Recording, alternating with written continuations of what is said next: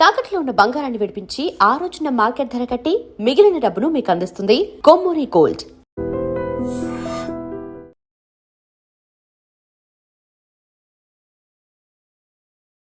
కాకపోతే మీరు 6 గ్యారంటీ స్కీములు అంటే బీఆర్ఎస్ 420 హామీలు 420 అనే దాన్ని ఒక ప్రచారం చేస్తోంది. ఇప్పటికీ 2 ఏళ్ళు దాటిపోయింది. బట్ మీరేదైతే చెప్పారో దాన్ని ఇంకా సద్వినియోగం కాలేదు, లేకుంటే ముందుకు తీసుకెళ్లలేదు అనేటువంటి మాట. ప్రచారం వాళ్ళు చేసినంత మాత్రం ప్రజలు నమ్మరు. 6 గ్యారెంటీల మెజారిటీ అంశాలని మనం పూరించినాం. ఏ పరిస్థితిలో పూరించినాం? ఈ రాష్ట్రం 8 లక్షల కోట్ల అప్పులో కూర్చోబెట్టి కేసీఆర్ గారు ఫలానం చిత్తగించినారు. మీరు అడగవచ్చు అప్పుడు తెలియదా మీరు వాగ్దానం చేసి, మాకు తెలుసు రెవెన్యూ పెరుగుద్ది అనుకున్నాం, పెరిగే పరిస్థితి లేదు. అయినప్పటికీ కూడా ఏ వాగ్దానాన్ని కూడా జారవిడ్చకుండా మనం ముందుకు తీసుకెళ్తా ఉన్నాం. కేసీఆర్ గారు డబుల్ బెడ్రూమ్ అని ప్రతి మీటింగ్లో చెప్పాడు. ఎన్ని డబుల్ బెడ్రూమ్లు ఇచ్చాడు? మేము ప్రాక్టికల్గా చేసి ఉంచాము. ఇవాళ అడిగిన ప్రతి పేదవాడికి ఇందిరా ఇల్లు ఇస్తూ ఉన్నాం. ప్రతి నియోజకవర్గానికి 3-4 వేల ఇల్లు ఇస్తూ ఉన్నాం. ఇది ఒక బృహత్తరమైనటువంటి స్కీమ్. ఇది ఇందిరాగాంధీ కళ. గుడిసెలు లేకుండా చేయడము, ఇల్లు లేని పేదవాడు లేకుండా చేయడం మా కర్తవ్యంగా భావించి ముందుకు పోతా ఉన్నాం. ఇలా ఫ్రీ పవర్ 200 యూనిట్ల వరకు పవర్ మీరు గ్రామాలకు వెళ్ళి చూడండి. 70% ఆఫ్ ది హౌస్ హోల్డ్స్ ఉచితమైనటువంటి విద్యుత్ని పొందుతూ ఉన్నారు తెలియకుండానే.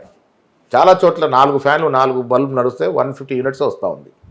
విలాసవంతమైనటువంటి జీవితం గడిపే వాళ్ళు ఏసీలు వాడితే తప్ప 200 లోపే బిల్లు వస్తూ ఉన్నాయి. అదొక బృహత్తరమైనటువంటి స్కీమ్. అది రైతు భరోసా, రైతు రుణమాఫీ. కేసీఆర్ గారు 10 ఏళ్ళు పాలించి రుణమాఫీ 15-16 వేల కోట్లు ఇవ్వకుంటే మేము 2 సంవత్సరాల లోపే 23 వేల కోట్లకు పైగా రుణమాఫీ చేయగలిగినాం. గొప్ప స్కీమ్ కదా ఇది. ఏదైతే చెప్పినామో అది చేసే ప్రయత్నం చేస్తూ ఉన్నాం. నేను ఒప్పుకుంటాను. ఇంకొక 20-25% మేము ఇచ్చినటువంటి వాగ్దానాలు ఇంకా చేయాల్సిన అవసరం ఉన్నది. ఆర్థిక పరిస్థితి కొంత మరుగుపడితే అవి కూడా ఇస్తాం. 5 ఏళ్ళు టైం ఉంది మాకు. 5 ఏళ్ళ లోపల మేము ఇచ్చిన ప్రతి మాట నిలబెట్టుకుంటాం. సో ఇప్పుడు 20-25% ఉంది అనుకుంటే కేవలం మీరు చేసిందే అంత, మిగతాది మెజారిటీ 70-75% చేయలేదు అనేది తప్పుడు ప్రచారం. వాళ్ళు మేము ఇచ్చిన వాగ్దానంలో ముఖ్యమైనది ఉద్యోగాలు. మనం తెలంగాణ కోరుకునే ఉద్యోగాల కోసం. మన ఉద్యోగాలు మనకు వస్తాయి. నీళ్లు నిధులు నియామకాలు. గతంలో చూస్తే వాళ్ళ గురించి మాట్లాడడం వేస్తుంది. నీళ్ల పేరిట దోపిడీ జరిగింది, నియామకాలు అడికెక్కినాయి. ఎవరు నియామకమైన వాళ్ళ కుటుంబ సభ్యులు తప్ప ఎవరు కాలే. కాంగ్రెస్ పార్టీ అధికారంలోకి వచ్చిన తర్వాత వాళ్ళు 10 ఏళ్లలో ఇచ్చిన ఉద్యోగాలు 50,000 దాటలే. ప్రభుత్వ ఉద్యోగాలు మేము ఇప్పటికే 80,000 ఉద్యోగాలు ఇచ్చాము 2 సంవత్సరాల్లో. 2 లక్షల ఉద్యోగాలు. ధైర్యం ఉండాలి. వాళ్ళు ఎందుకు ఇవ్వలే? మరి వాళ్ళు ఎందుకు ఇవ్వలే? ఆర్థిక భారం పడుతుందని కొత్త ఉద్యోగాలు ఇవ్వకుండా ఉన్న వాళ్ళని రెన్యువల్ చేసుకుంటూ ఓఎస్గా పెట్టుకోవడం, వయసు పెంచడం తప్ప కొత్తవాడికి ఉద్యోగం లేదు. మేము వచ్చిన తర్వాత 85,000 పైగా ఉద్యోగం ఇచ్చాం 1.5 సంవత్సరంలో. ఇంకా 2 సంవత్సరాలు 3 సంవత్సరాలు క్యాలెండర్ ప్రకారం పోతా ఉన్నాం. 85,000 ఉద్యోగాలు ఇచ్చాం. 2 లక్షల ఉద్యోగాలు ఇచ్చి తీరుతాం 3 ఏళ్ళ లోపల. సంవత్సరానికి కాదా 2 లక్షలని? లేదు, మా టర్మ్లో 2 లక్షల ఉద్యోగాలు ఇస్తామని చెప్పాం. మోడీ మాటలాగా సంవత్సరం 2 కోట్ల చెప్పలేము. మేము మా టర్మ్లో 2 లక్షల ఉద్యోగాలు ఇస్తామని చెప్పాం. 2 లక్షల చీరల ఉద్యోగాలు ఇస్తాం. మళ్ళీ టర్మ్ ఎలక్ట్ మళ్ళీ ఇస్తాం. డెఫినెట్గా ఇది నిరంతరం జరిగే ప్రక్రియ. నిరుద్యోగుల కోసమే తెలంగాణ తెచ్చుకున్నాము. నీళ్ల పేరిట జరిగిన దోపిడీని అరికట్టే ప్రయత్నం సరిదిద్దే ప్రయత్నం చేస్తూ ఉన్నాము. పనికిరాని ప్రాజెక్టు కట్టి 1,20,000 కోట్లు గోదావరి నదిలో పోశారు. అవన్నీ రికవరీ చేసే ప్రయత్నంలో ఉన్నాము. పారదర్శకంగా ముందుకు పోతూ ఉన్నాము.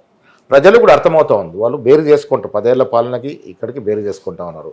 ఆ బేరు చేసుకునే పార్లమెంట్ ఎన్నికల్లో టీఆర్ఎస్ పార్టీ 0 సీట్లు ఇచ్చారు. ఇంకా బీఆర్ఎస్ ఏదో ఆశపడుతుంది. బట్ నాకు తెలిసి నాకున్న రాజకీయ పరిజ్ఞానం ప్రకారం ఈ రాష్ట్రంలో ఉన్నటువంటి కుల సమీకరణ దృష్ట్యా బీజేపీ పార్టీ ఈ రాష్ట్రం ఎప్పటికీ అధికారం రాదు. ఇక్కడ కుల సమీకరణ దృష్ట్యా బీజేపీ ఈ రాష్ట్రంలో అధికారులకు వచ్చే పరిస్థితులే లేవు.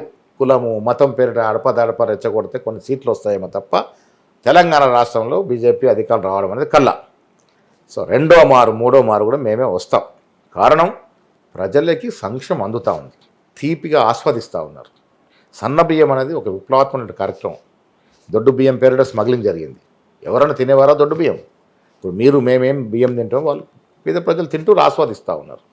ఉద్యోగాలు వస్తూ ఒక ఉద్యోగం వస్తే ఒక ఇంట్లో కుటుంబం మొత్తం సుఖంగా బతకాలంటే అవకాశం వస్తుంది. అలాంటి ఉద్యోగాలు ఇచ్చాం. ఉచితంగా బస్సులు ప్రయాణ మహిళలు రూపాయి ఖర్చు లేకుండా ఎక్కడికంటే అక్కడ ఉచితంగా ప్రయాణం చేస్తూ ఉన్నారు. ఇప్పుడు స్కూల్ పిల్లలకి విద్య అనేది గురుకులాల్లో వాళ్ళు తింటున్నటువంటి ఆహారం విషాహారం అవుతుంది, అనారోగ్యాలకు పాలవుతున్నారు. ఇక్కడ ఉన్నటువంటి పిల్లలకేమో చదువు మీద ఫోకస్ పెట్టకుండా సీఎం ఏమో హార్వర్డ్ యూనివర్సిటీకి వెళ్ళి అక్కడ ఏదో కోర్స్ చేశారు, దాంతో వచ్చేటువంటి లాభం ఏంటి ఎందుకు అనేది రాకూడదు? ఇప్పుడు హార్వర్డ్ యూనివర్సిటీ పిలుపు రావడం అనేది ఒక గొప్ప విషయం కదా. ముఖ్యమంత్రి గారు ఎబిలిటీ ఆఫ్ అడ్మినిస్ట్రేషన్ మీద వారికి పిలిచినారు, వాళ్ళు కోర్స్ చేసినారు. హార్వర్డ్ యూనివర్సిటీ సర్టిఫై చేయడం అనేది ఒక గొప్ప అచీవ్మెంట్ లైఫ్లో. ముఖ్యమంత్రి గారికి వచ్చింది, గతంలో చాలామంది అలాంటి అవకాశం వచ్చింది. ఇక్కడ మీరు అర్థం ఒక్కొక్క ముఖ్యమంత్రికి ఒక అభిరుచి ఉంటుంది. ఈ ముఖ్యమంత్రి అభిరుచి ఏంటంటే ఎడ్యుకేషన్, హెల్త్ అండ్ స్పోర్ట్స్, అగ్రికల్చర్తో పాటు ఎడ్యుకేషన్ ఇంటిగ్రేటెడ్ స్కూల్స్ అనేది ఒక హిస్టారిక్ మార్పు. ఒక స్కూల్ మీద 200-300 కోట్లు పెట్టి ఒకే ప్రాంగణంలో అంతమందికి విద్యను ఇవ్వడం. విద్య అనేది ఇంపార్టెంట్. అందుకే నా గ్రామంలో నేను 10 ఎకరాలు డొనేట్ చేశాను. ఎందుకు డొనేట్ చేశాను? విద్య ఇంటిగ్రేటెడ్ స్కూల్ నా గ్రామానికి వస్తే 11 ఎకరాలు ఇచ్చే నా గ్రామం అభివృద్ధి చెందుద్దని చాలా విలువైన భూమి నేను ఇచ్చాను. ముఖ్యమంత్రి గారు ఒప్పుకున్నారు. ఎస్, దాన్ని ఒప్పుకునేది నేను 11 ఎకరాల్లోనే కట్టాలంటే 25 ఎకరాలు ఎగ్జామ్ చేశారు. 25 ఎకరాల నుంచి 10 ఎకరాలు ఎగ్జామ్ చేసి నా గ్రామానికి స్కూల్ ఇస్తాను చెప్పడం జరిగింది. అంత మారుమూల గ్రామంలో ఒక స్కూల్ వస్తే ఎంత పెద్ద పేరు వస్తుంది మా గ్రామానికి. టెంపుల్ కారిడార్ రోడ్ నేను రిక్వెస్ట్ చేసి కోమటిరెడ్డి గారిని, ముఖ్యమంత్రి గారిని రిక్వెస్ట్ చేసి 360 కోట్లు పెట్టించారు. ధర్మపూర్ నుంచి కొండగట్టు వరకు డబుల్ లైన్ ఉంది. కొండగట్టు నుంచి వేములవాడ నుంచి మా గ్రామం పక్కన లింబాద్రిగుట్ట అని పెద్ద దేవస్థానం ఉంది, నరసింహస్వామి దేవస్థానం. లింబాద్రిగుట్ట, అక్కడ నుంచి ఆర్మూర్ సిద్ధలగుట్ట, అక్కడ నుంచి బాసర్, దాదాపు 160-170 కిలోమీటర్లు 4 లైన్ రోడ్ వస్తే మా గ్రామాల దశారి తిరుగుతుంది. సో ఆ రకమైనటువంటి అభివృద్ధి జరుగుతూ ఉంది. ముఖ్యమంత్రి గారి అభిరుచి స్పోర్ట్స్, అరకొర నిధులు. నేనే కరాటేలో బ్లాక్ బెల్ట్ 7th డే. నేను కరాటే అసోసియేషన్ ప్రెసిడెంట్గా నాకు ₹1,00,000 చెక్ ప్రభుత్వం ఇచ్చింది 2017లో. ఇంతవరకు అది రియలైజ్ కాలే. 10 కోట్లు 15 కోట్ల కన్నా ఎక్కువ ఇచ్చేది కదా సంవత్సరానికి. ఈ ముఖ్యమంత్రి గారు 800 కోట్లు ఇచ్చాడు. 2017లో అంటే ఇంతవరకు రియలైజ్ కాలే స్పోర్ట్స్ అసోసియేషన్కి ఇచ్చిన చెక్కు.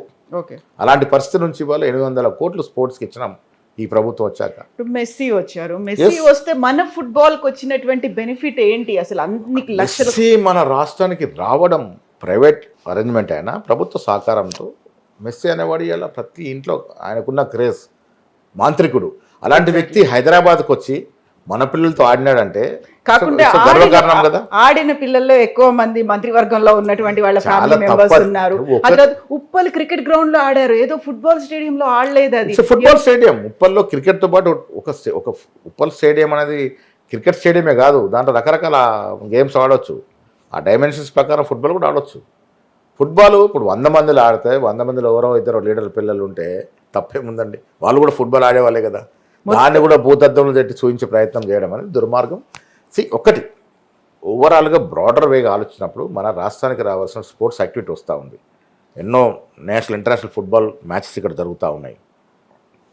నేషనల్ కరాటే టోర్నమెంట్ ఇక్కడ చేశాం. ముఖ్యమంత్రి గారు చెప్పారు ఏషియన్ కరాటే ఛాంపియన్షిప్ కూడా ఇక్కడ చేయమని. 2028లో ఇక్కడ చేయబోతా ఉన్నాం. ఏదో ఒక రోజున భారతదేశం ఒలింపిక్స్ ఆడుతుంది. ఆ రోజు హైదరాబాద్లో ఎన్నో క్రీడలు నిర్వహిస్తాం. 2036 అనేది ఎప్పుడు వచ్చినా. ఇప్పుడు ఒకటి రాజకీయము పాలన అంటే కేవలం రెవెన్యూ డిపార్ట్మెంటో లేక హోమ్ డిపార్ట్మెంటో కాదు. అన్నీ కలగూర గంపగా అన్నీ సమూలంగా డెవలప్ కావాలి. స్పోర్ట్స్ రావాలి, ఎడ్యుకేషన్ డెవలప్ కావాలి, హెల్త్.